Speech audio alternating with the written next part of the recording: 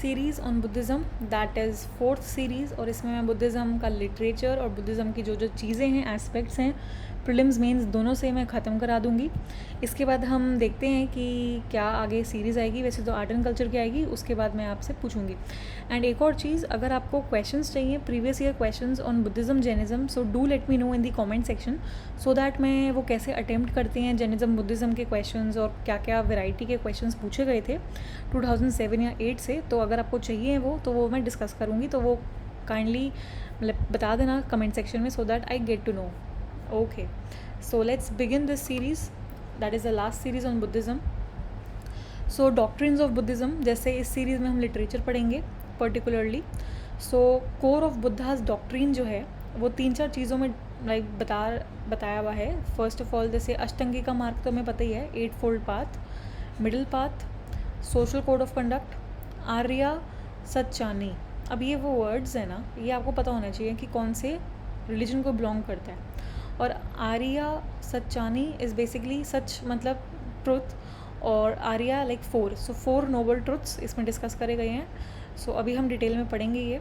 फिर होता है अटेनमेंट ऑफ निर्वाणा, या फिर निबना, या फिर निबाना। तो इसके अलग अलग सिनोनिम्स हैं, ये भी आपको पता होना चाहिए फॉर प्रीलिम्स, क्योंकि ये वर्ड्स के अंदर खेल जाएगा प्रीलिम्स मतलब यूपीएससी, इसलिए। So Buddha explains that his teachings are just like raft which helps one to cross over the turbulent river of life। मतलब कि बुद्धा के अकॉर्डिंग हमारे लाइफ में बहुत ज़्यादा दुख है, ठीक है, कोई भी खुश नहीं है, सफरिंग्स बहुत ज़्यादा है, क्योंकि हमारे जो डिज़ायर्स हैं उस वजह से हम दुखी रहते हैं अकॉर्डिंग टू बुद्धा। तो बुद्धा जी ने ये बोला है कि उनकी जो टीचिंग्स हैं, उनके जो भी रेगुलेशंस हैं, टीचिंग्स हैं, फ़िलासफ़ीज़ हैं, तो उससे अगर हम पकड़ेंगे या पढ़ेंगे तो उससे हमारे जो दुख हैं वो सुख में बदल जाएंगे और हमें कोई दिक्कत नहीं आएगी। सो दिस लाइक ये जो लाइंस मैंने डाली है, I know this is not important for prelims, लेकिन ये डेफिनेटली मेंस में आप कोट कर सकते हो। So which will fetch you actually in like extra marks. Okay, so next comes the teachings which is 3 important pillars, जो मैंने बताया था 3 रत्नास जो है। बुद्धा जो कि खुद है, that is the founder teacher, Dhamma is the teachings, and संघा दैट इज़ द ऑर्डर जो कि Buddhist Monks and nuns follow करते हैं। ओके, दैट इज़ उपासकाज जो कि मॉन्क्स के लिए है, उपासिकाज दैट इज़ नन्स के लिए है, जो भी कोड ऑफ कंडक्ट है या फिर डिसिप्लिन के रेगुलेशंस हैं। ओके, फिर आता है ट्रुथ ऑफ सफरिंग। पहला, दैट इज़ दुख का क्या कारण है। तो everything and everyone is suffering in this world. So sabam, that is everyone, dukham is dukh, worry. So it is not the actual pain and sorrow, but the potential to experience these things, ठीक है। First, second is the truth of the cause of suffering, कि suffering तो हो रही है, दुख तो है, हम दुखी तो हैं, लेकिन उसका क्या कारण है, what is the cause, that is the समुदाय। तो suffering is the part of living and there is a reason behind it, क्योंकि everything has a equal and opposite reaction, है ना। थर्ड न्यूटन का ये भी लॉ था, और हर किसी चीज़ के पीछे कारण होता है, बिना कारणवश कोई चीज़ होती ही नहीं है। सो डिज़ायर, दैट इज़ तृष्णा, is the main cause according to Buddha. Third is the truth of the end of suffering, that is निरोध। निरोध मतलब हमें जो सफरिंग हो रही है, जो दुख है, उसको निरोध करना, उसको ख़त्म करना है। और उसका भी पाथ जो है वो बुद्धा ने बता रखा है, that is the path, that is the अष्टांगी का मार्ग। अष्ट मतलब 8, तो 8 जो ट्रुथ्स है या मार्ग है जो कि आपको फॉलो करने हैं, तो आपको इनलाइटनमेंट मिलेगी और आपका जो दुख का कारण है वो ख़त्म हो जाएगा according to Buddha. Okay, so 8 fold path is more about unlearning rather than learning. Confuse हो गए होंगे ये पढ़ के, मैं समझाती हूँ इसको। That is learn in order to unlearn and uncover.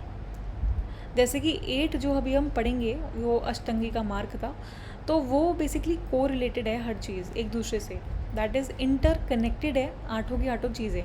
ऐसा नहीं है कि कोई चीज़ इंडिपेंडेंट है, ठीक है। So which is beyond the conditioned responses of the nature. तो इसका मतलब है, जैसे ये जो 8 फोल्ड पाथ है, that is right view, intention, speech, action, livelihood, effort, concentration, mindfulness, it is very straightforward. इसमें कोई एक्सप्लेनेशन की ज़रूरत नहीं है, ये बस आपको रीड करना है, रट्टा भी नहीं लगाना, because it is very obvious, ठीक है। ये सबको अभी भी फॉलो करना चाहिए। Okay, so right vision, that is सही चीज़ें देखना. समाधिति, so it signifies the perfect view or the understanding of nature.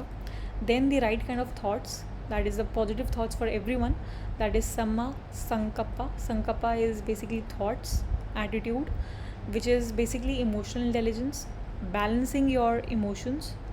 Then the right or the whole speech, जो आप मुँह से बोल रहे हैं words, वो एकदम वचा, दैट इज़ वचन जो दे रहे हो या फिर वर्ड्स बोल रहे हो वो भी अच्छे होने चाहिए, हर्टिंग नहीं होने चाहिए. It should be very clear, truthful, uplifting. Then the right kind of action, that is Kammanta, so ethical foundation of life जिस पे बेस्ड है.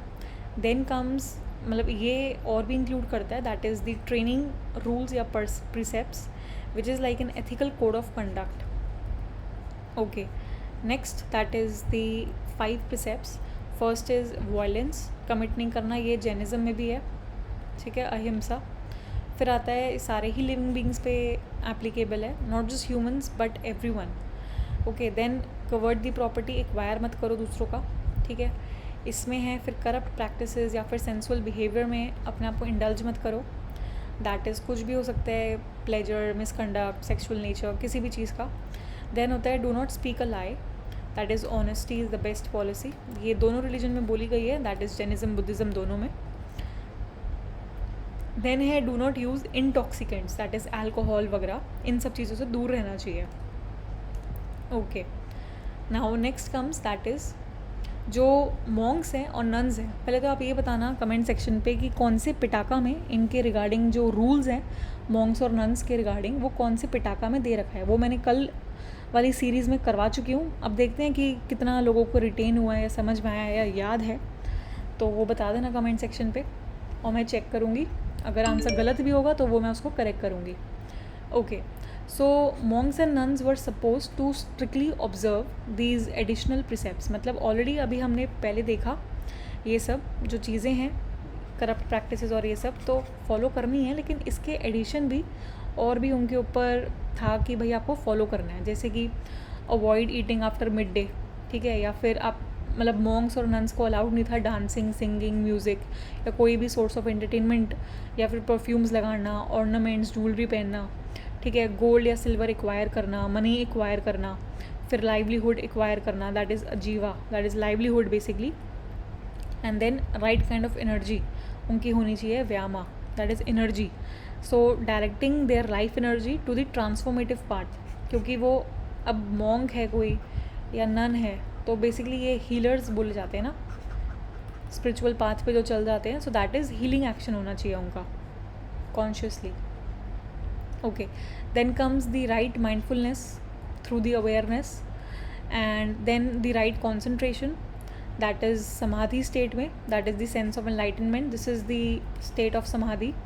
फिर आता है समाधि literally means to be fixed या एब्जॉर्ब्ड एट वन पॉइंट, मतलब concentration, highest level of concentration and self awareness is known as समाधि. ओके, फिर आता है निबाना या निर्वाणा, एनलाइटनमेंट, जो कि अल्टीमेट गोल है. तो it is basically uncreated, unoriginated, unformed, because it is eternal, it is to be felt, it is abstract, it is desirable, it is a happy state of mind, ठीक है. तो nothing is annihilated beside suffering. So मतलब कि अगर किसी को enlightenment मिल जाएगी तो उसकी सारी सफरिंग्स जो है वो ख़त्म हो जाएगी. और यही है, like it is a super mundane state and an attainment which is within the reach of all. ऐसा नहीं है कि सिर्फ मॉन्क्स को ही मिलेगा एनलाइटनमेंट, किसी को भी मिल सकता है, because it is within the reach of all. even in this present life you can attain enlightenment according to Buddha and Buddhism.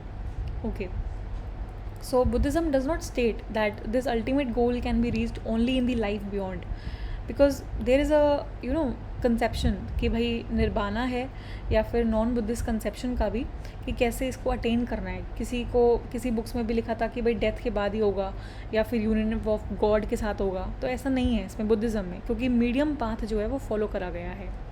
So when Nibbana is realized in this life with the body remaining, so it is known as Sapodesya. और जब यही attain करता है परिनिर्वाणा, like after the dissolution of body, तो it is known as Anupadesesa. तो ये थोड़ा important है, मुझे पता है ये थोड़ा बोरिंग लग रहा होगा सुनने में भी, और ये थोड़ा मतलब NCERTs में भी नहीं है, लेकिन आप पूछोगे कि मैम ये इतना क्यों पढ़ा रहे हो आप डिटेल में, क्योंकि ये बहुत इंपॉर्टेंट है, ठीक है। चाहे वो आपका इंटरव्यू हो, मेंस हो या प्रीलिम्स हो, बुद्धिज़्म जैनिज़्म कहीं नहीं जाने वाला, एवरग्रीन टॉपिक है, हर साल आना ही आना है, इस पर छपना ही छपना है क्वेश्चन, ठीक है। और ये मैं नहीं कह रही, लेकिन मेरा एक्सपीरियंस ज़रूर कह रहा है, और आप एनालिसिस करोगे अगर बैठ के आर्ट एंड कल्चर का, तो हर साल इसका क्वेश्चन आया है। तो इसलिए डिटेल में है कि भाई लीविंग नो स्टोन अनटर्न्ड, इसलिए मैं इतना एफर्ट डाल रही हूँ पढ़ाने में, सो दैट आपका कोई भी जैनिज़्म बुद्धिज़्म का क्वेश्चन ना ही गलत हो और ना ही कोई टॉपिक छूटे, ठीक है। Okay, next comes the 10 realms, that is mutually immanent and mutually inclusive. So इसमें क्या है, that man is at the same time capable of real selfishness, creating his own hell, या फिर ट्रूली कंपैशनेट। मतलब कि इसका मतलब कि ये बोला गया है कि जो भी हमारे एक्शंस है और जिसका हमें रिज़ल्ट मिलता है, तो वो हमारे ही ऊपर है। ऐसा नहीं है कि भाई अगर किसी ने हमें दुखी किया तो हम दुखी हो गए, ये हमारे ही ऊपर है कि हम उसको कैसे, परसेप्शन के ऊपर है। सो यही बुद्धिज़्म में बोला गया है, that is the connection between different lives is establish by karma. So karma का भी रोल है, जैसे जैनिज़्म में भी कर्मा का रोल है, तो बुद्धिज़्म में भी कर्मा का रोल है। So Buddha stresses that it is the mental anguish, like जो भी इमोशंस होते हैं, different guilt, sorrow, unhappiness, so which is to be avoided, ठीक है, in order to cultivate a peaceful mind. जैसे एक बैलेंस्ड माइंड चाहिए आपको पढ़ने के लिए, तो वैसे तो नहीं हो सकता कि भाई अगर कुछ दिमाग में और कुछ चल रहा हो और आप पढ़ने बैठो, इम्पॉसिबल है पढ़ाई। तो ऐसे ही इनलाइटनमेंट में भी है कि इन सब इमोशन से दूर रह के अपना माइंड जो है पीसफुल रखना है, तभी इनलाइटनमेंट हो सकती है, और ये अपने ही हाथ में है। So rebirth is governed by the cumulative results of the karma. It is actually interesting to note that Buddhism emphasizes on non-violence, yet it does not necessarily entertain vegetarianism, ठीक है। मतलब कि नॉन वायलेंस है, लेकिन मतलब ये बेसिकली कह सकते हो आप कॉन्ट्रोवर्शियल है, मतलब थोड़ा ना, कि वैसे तो नॉन वायलेंस को आप प्रमोट कर रहे हो, no offence for any religion, so non violence को प्रमोट कर रहे हो, लेकिन आप लाइक नॉन वेज भी खा रहे हो, तो ये जैसे जैनिज़्म में नहीं है, लाइक नॉन वेजिटेरियन या एक खाना हमारे अलाउड ही नहीं है। और क्योंकि हम नॉन वायलेंस को भी प्रमोट करते हैं, क्योंकि भाई किसी को मारना, चाहे वो सोल, क्योंकि हर किसी में है, इवन एक चिकन में भी है ना। लेकिन बुद्धिज़्म इसलिए ही बहुत ज़्यादा फैला था, ये भी एक रीज़न है, क्योंकि उनको इतने ज़्यादा स्ट्रिक्ट रूल्स नहीं थे, तो देवर, क्योंकि नॉन वेजिटेरियन भी थे जो मॉन्क्स खाते हैं, और वैसे नॉन वायलेंस प्रमोट कर रहे हैं, ठीक है। तो इसलिए भी ये एक कारण है, that is spread of Buddhism, जो कि हम अभी इसमें पढ़ेंगे। सो पहली बात तो इन्होंने हिट किया था कास्टिज़म को, वैदिक पीपल को, और people of Magadha accepted Buddhism because they were looked upon by the orthodox Brahmins. जो मगध एम्पायर था, सबसे ज़्यादा जो मौर्यन एम्पायर के अंदर सबसे ज़्यादा टॉप पे पहुंचा था, तो उस पर सबसे ज़्यादा हिट करके, ब्राह्मण्स को हिट करके, मतलब कि ब्राह्मणिज़म की जो डोमिनेशन थी उसको हिट करके बुद्धिज़्म आया। एंड इसमें हर कास्ट अलाउड था, हर जेंडर अलाउड था, even women were also allowed in the संघा।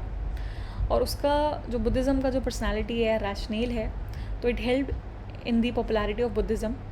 And he was like very presence of mind, wit, और डिफरेंट लाइक सिचुएशंस में उन्होंने अपने मेंटल पीस को बनाए रखा। तो ये भी एक कारण है जिसकी वजह से बुद्धिज़्म स्प्रेड हुआ। और इनका जो था लैंग्वेज प्रॉब्लम बिल्कुल भी नहीं थी। आपका काम है बताने का कि कौन सी लैंग्वेज में है बुद्धिज़्म का जो मेन टेक्स्ट है। Okay, then patronization by the monarchies, like different Mahajanapadas थे, 16 महाजनपदास थे, जैसे मगध, कोसाला, कौशाम्बी, तो ये सब, तो इसलिए भी पॉपुलैरिटी बढ़ी। फिर Buddhism tried to mitigate the evils resulting from the new material life, that is in 6th century BC। Keen awareness थी ऑफ द प्रॉब्लम्स, जैसे सोशल प्रॉब्लम्स, इकोनॉमिक डिस्पैरिटीज़, तो उस पर भी इन्होंने हिट किया, दैट इज़ इन पे काम किया, इसलिए भी बुद्धिज़्म जो है वो स्प्रेड हुआ। Next comes the reasons of decline. So Buddhism came to the same rituals and dogmas. In the beginning it was inspired to reform, but later on it became worse because Buddhist monks gave up Pali language, जो कि सबको समझ में आती थी। फिर संस्कृत आ गई, it is not very accessible to all, like it is a language of few intellectuals only, Sanskrit language। खैर अब तो टाइम चेंज हो गया।